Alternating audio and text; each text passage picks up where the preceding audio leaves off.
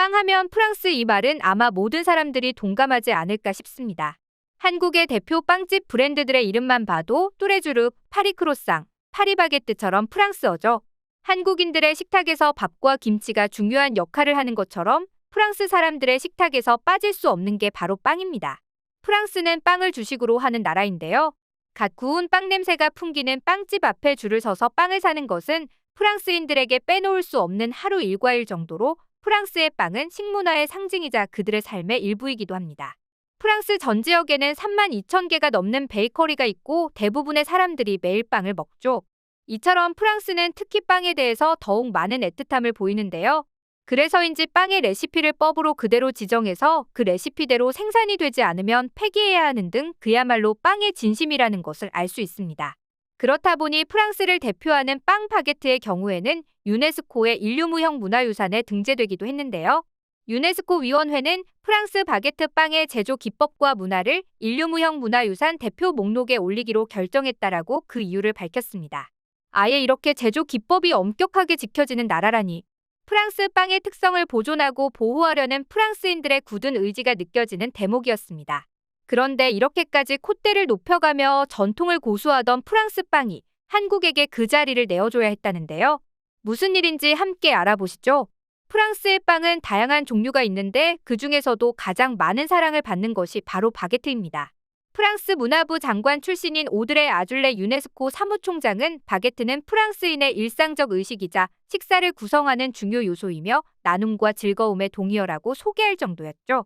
프랑스 사람들은 매년 1인당 약 58kg의 바게트를 먹는다고 하는데요.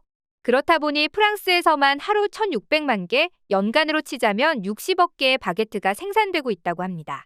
이처럼 바게트는 프랑스 사람들의 엄청난 사랑을 받고 있기도 하고 전통을 엄격하게 고수하는 프랑스답게 바게트는 식품법까지 만들며 제조 방식까지 법률로 명시되어 있는데요.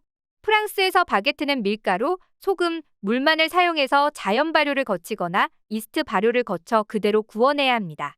심지어 모양과 크기까지 정해져 있다고 합니다. 그렇다 보니 당연히 프랑스에서는 매년 가장 맛있는 바게트를 뽑는 대회까지 열리는데요. 바로 파리 바게트 그랑프리입니다. 1994년부터 매년 열린 이 대회는 바게트의 진심인 프랑스답게 엄격한 심사 기준으로 유명한데요.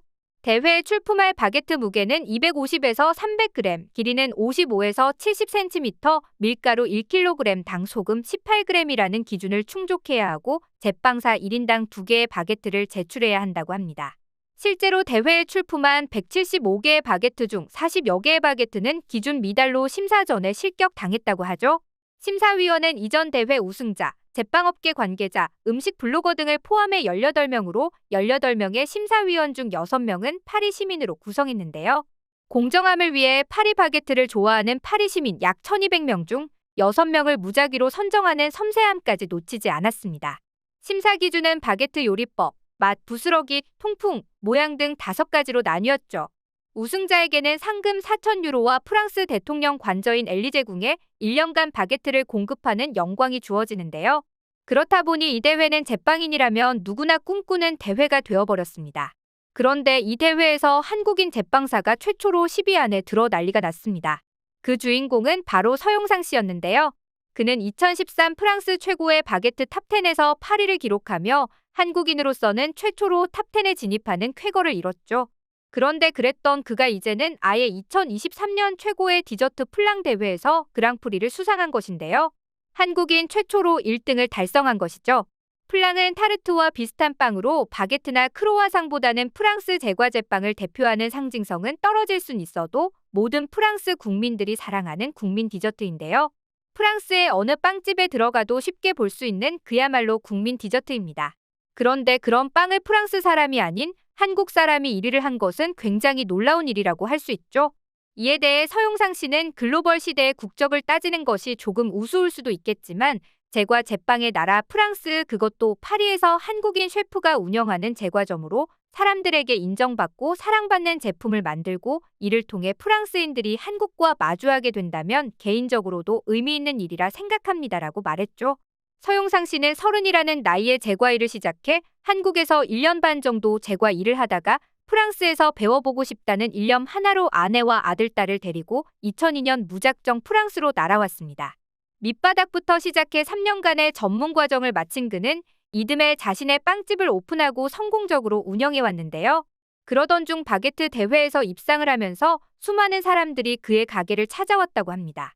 특히 그가 만드는 케이크 갸또가 엄청나게 유명세를 타면서 선주문 예약 없이는 구매가 어려울 정도였다고 하죠. 흥미로운 것은 이 가게에는 한국인 셰프와 한국인 제과 제빵사들이 있는 한국 프랑스식 제과점입니다. 그렇기에 한국적 요소를 가미해 만든 빵도 함께 판매하고 있죠. 그런데도 불구하고 프랑스 현지인들에게 엄청 인기가 있는 것인데요. 특히 프랑스 내에서 최근 한국의 위상이 높아지면서 프랑스의 전통적인 크로와상, 바게트, 플랑 같은 제품들 뿐만 아니라 한국적인 제품들도 큰 사랑을 받고 있다고 합니다. 이에 대해 그는 매장을 낸 지 4년 만에 좋은 결과를 얻었고 그만큼 한국식 프랑스 제과점으로서 위상도 높아져서 더 큰 의미가 있습니다. 일본 셰프들의 제과점들이 프랑스인들 사이에 많이 알려져 있는 것에 약간의 부러움이 있었는데 저희도 이제 그 발판을 마련했다고 생각합니다. 파리에 있는 한국 셰프가 하는 곳이니만큼 한국인으로서 자부심을 잃지 않고 두 가지를 잘 접목시켜 소비자들에게 최고의 제과를 제공하고자 합니다라고 포부를 밝혔죠. 자신이 만든 빵을 먹고 만족감을 표현해주는 고객들을 볼 때가 가장 행복하다는 서용상 씨. 게다가 한국의 긍지까지 잃지 않고 한국의 위상을 드높인 그의 모습이 멋있기만 한데요. 앞으로도 그의 열정을 응원합니다.